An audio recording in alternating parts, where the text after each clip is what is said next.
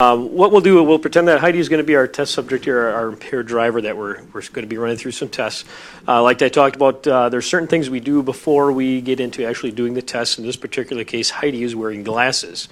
Now, we're not going to have her reading any eye charts or anything like that. All we need her to be able to do is to see a stimulus. So we're going to have her take her glasses off, and you don't have to answer this right now, but I would normally ask somebody, have any head or eye problems, injuries, back, leg problems, anything like that I should know about. Most people usually say no, or I've got a bad knee, whatever. But again, it's just information we're using. So what I'll do is I'll place her. Remember when I talked about all the optokinetic nystagmus, where people are looking at things that are spinning? That was another big one defense attorneys would often bring up and say, you saw nystagmus because you have rotating lights in your cars, and that's caused this optokinetic nystagmus. So we always turn people away from our lights, especially nowadays with the LED lights. They're so bright. Most of the time, our cars now have cutoff switches, so you'll see a lot of times, you'll see the squad cars on the side of the road, and there's no front lights flashing. But after you go by them, you can see the back lights are flashing. That's because we don't want to blind ourselves when we're out on the traffic stop. So a lot of our deputies will turn that off after they've made the initial stop so that when they're looking back at their car, they're not blinded by these lights. They can see it doesn't create any other flashing things that might come up as a potential issue. So what I'll do is I'll pretend my squad car is right here facing this way, and I'll have you stand right here, Heidi. And I usually tell we get them off away from the road so they're not going to get run over, so we're not going to get run over. A lot of times we have a backup officer that's kind of watching traffic for us, and they yell, hey, there's a car coming, whatever. But what I'm going to have you do, Heidi, is first thing I'm going to do is take a look at your eyes. So I'd like you to stand with your feet, heels, and toes together, your arms down at your sides like this. Okay, and I've got a little clicker on the tip of my pen. Can you see that? Mm-hmm. Excuse me. All right, Heidi, what I want you to do is I want you to follow the tip of my pen with your eyes and your eyes only without moving your head. Do you understand that? Yes. Okay, and I have to make sure my distance is about right, so I'm doing that while I'm explaining this to her. What I'm doing while I'm actually telling her those things is I'm looking at her eyes to make sure that she doesn't have any of that resting nystagmus. Her eyes aren't bouncing just while they're sitting there. And I'm making sure that her eyes are pupils are the equal size, that there's not one bigger or smaller. For drug reasons, I'm also looking to see if they're both large or if they're both constricted, because that could indicate to me that she's on a stimulant drug or a narcotic drug or some other drug, cannabis, anything like that. We're in Madison. Can I say cannabis down here? I might date you if you do. So okay. So those are the things I'm looking at for her, and I'll just explain to you again. Again, Heidi, what I want you to do is watch the tip of my pen with your eyes and your eyes only without moving your head. Do you understand? Yes. Okay, and then what I do is I start checking to make sure she has equal tracking. I'm making sure her eyes are tracking the same speed. She does not have any nystagmus. Her eyes will bounce a little bit, but it's not actual nystagmus. So I'm going to do those checks. Okay, the next thing I'm going to do is I'm going to start looking for my clues now. Now I'm going to start looking for the lack of smooth pursuit. I probably would have seen it on the last ones, but now is when I'm officially checking for it. So I'm going to go out and do my passes all the way out to the side, all the way over to this side. I'm going to do 2 passes each eye, and we always do it starting with their left eye first. Everything is always with the left first, so we're checking with that first. Now the next thing I'm going to do is what's called the distinct and sustained nystagmus at maximum deviation. So what I'm going to do is move her eye all the way out to what we call maximum deviation. It's as far as it can go. I bury her iris and her eye way out to the corner, and I hold it there for at least 4 seconds. I always count in my head because I'm worried that I'm going to show up in court and I'm going to say, yes, we do it for 4 seconds. That's going to hurt your eyes if you keep looking at that too long. But I'm going to say, oh, yes, we do this for at least 4 seconds, and then you watch the video in front of a jury and you go, oh, that was only 2 seconds. I should have held it there longer. So I always count in my head to make sure. And I have to see it bouncing that entire time. If it stops any point before 4 seconds, it's not a clue. So I'm going to check her right eye, get her eye all the way out to the side until I bury it there, count to 4 seconds. I'm talking now and not counting, so I'm not really sure how long that was. And again, do it the same eye this time. I'm doing at least 2 checks of each eye. Holding it out there. You don't have any nystagmus. That's good, Heidi. Again, I'm going to hold it out here, maximum deviation for 4 seconds. If at any point we are not sure if we saw it or we want to double check, we can do additional passes on that particular eye. So we can go back out and say, I've just done my 2 passes on each eye. I can go back out and I can check it again and say, I wasn't sure if I saw it that second time. I want to be positive I can go out and do it again. We don't want to do this for 20 minutes, have her staring at this thing because her eyes are going to get tired, but we can do additional passes if we need to, as long as we do the minimum ones. So now the third and last clue that I'm looking for is the onset of nystagmus prior to 45-degree mark. So I'm going to go out about 45 degrees for most people is about their shoulder width. So when I get out to about where her shoulder is, that's about 45 degrees. It's not an exact science, but it's pretty close. So what I'm going to be doing is I'm going to be doing a really slow pass, watching at any point to see if her eye starts to bounce. If her eye starts to bounce before that hit that mark, then I'm going to stop, verify that it's there, that the nystagmus is there, that the eye is bouncing, and then I'm going to count that clue. So I'm going to move out here again, real slow. I'm going to get out there and I'm kind of watching to make sure I'm getting about to 45 degrees and I'm about there. I haven't seen it yet, so I don't count the clue and I go back and I start checking the right eye.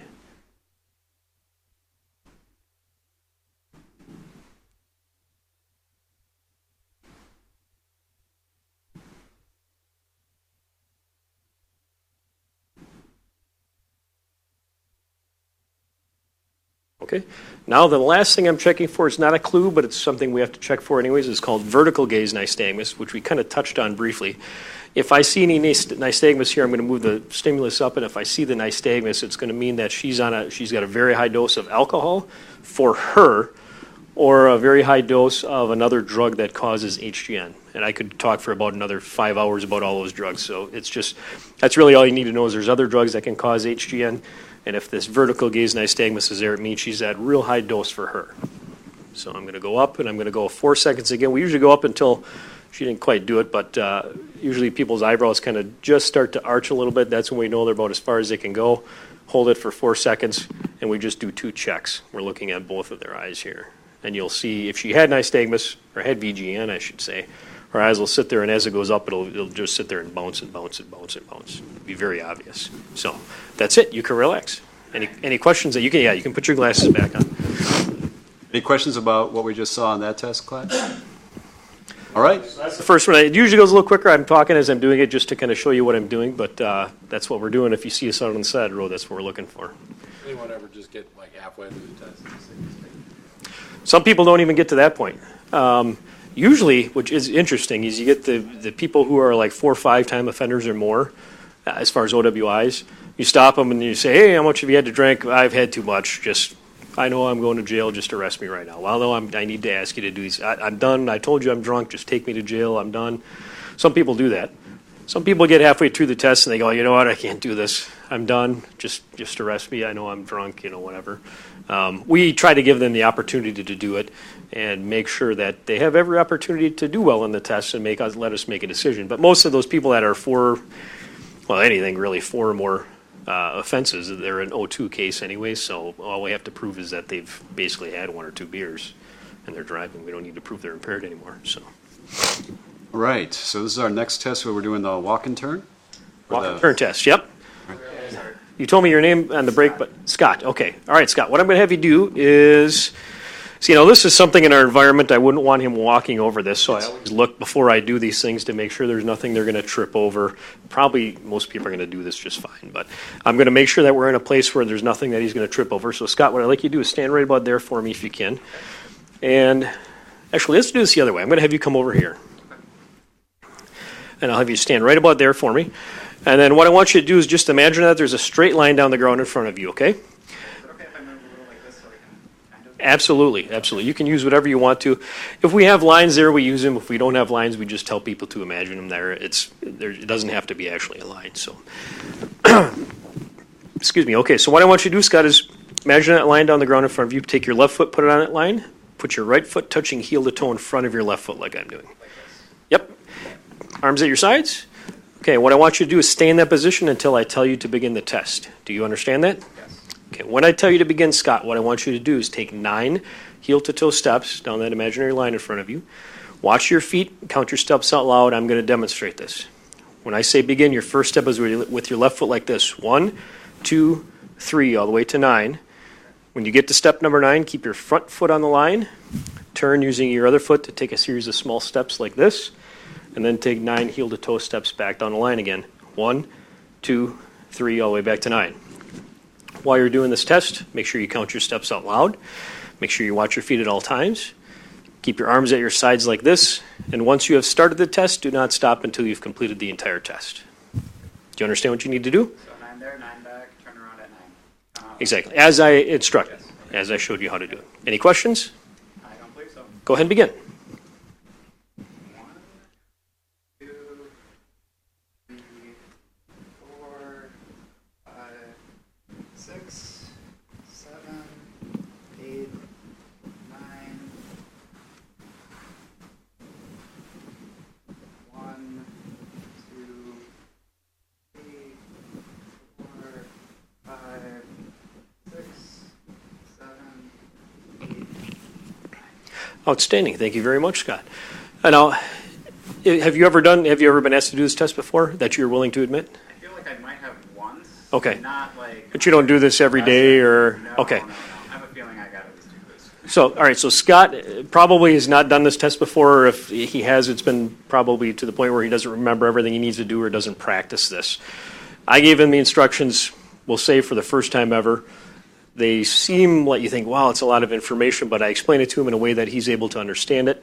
I show him how to do it, and he was able to do the test perfect. There were 0 clues I could assess to that, and there was not a single clue on that test that I was able to observe. So, again, people think, wow, they're tricking me. There's all this stuff to do, but you can just see he just did it, and he did it just fine. Doesn't mean he passed. Doesn't mean he failed because there's no pass-fail, but he did the test just fine. There's something else I was going to say about that. While he was in that instruction stance, what I was looking for there was the 2 clues we can assess. While he's standing like that, and if any point he says, okay, I got this, and he starts doing the test, I haven't told him to begin. That was why I told him stay just like that until I tell you to start the test. Also, if he starts losing his balance, if he does this, I'm going to document it, but I'm not going to assess any clues to it. But if his foot breaks apart because he loses his balance, then that counts as a clue. And I've got a little, I always carry it with me, even though I spend most of my time in the office, a little field sobriety notebook. And while I'm doing that, I'm just going to mark down a tick every time, so when I do my report, I remember how many clues he has. I almost did it, actually, when you started doing the test. I was about to get it out and start in that habit of muscle memory and doing things. All right. Anything else I was going to say about that? But yeah, his heel to toes were perfect. He didn't step off the line at all. His arms are always at his side. Always was watching his feet. If they do something, if he's looking straight ahead and doing this number, I'll tell him, watch your feet, and then make him look back down again. But other than that, you did it perfectly just like you're supposed to. All right. Last but not least, we got the one-leg stand. One leg stand. Not the one-legged stand, but the one Leg stand, yes. leg stand. So, okay, what's your first name? Becky. Okay, Becky. You have boots on. You have big heels? Okay, do you think you're going to be okay standing on one foot with those on? Okay. All right, what I want you to do is I want you to stand right there for me, face back towards the class. Okay, if you could stand with your feet, heels, and toes together for me, arms down at your sides. Stay just like that until I tell you to begin. Do you understand?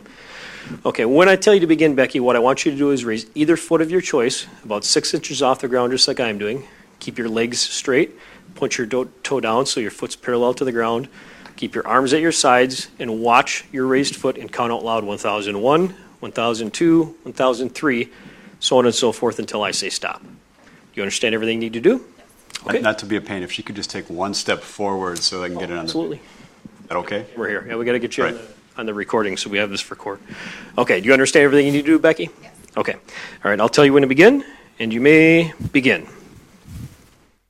1001, 1002, 1003, 1004, 1005, 1006, 1007, 1008, 1009, 1010, 1011, 12, 1013, 14, 2015, 2016, 2017, 2018, 2019, 2020, 2021, 2022, 2023.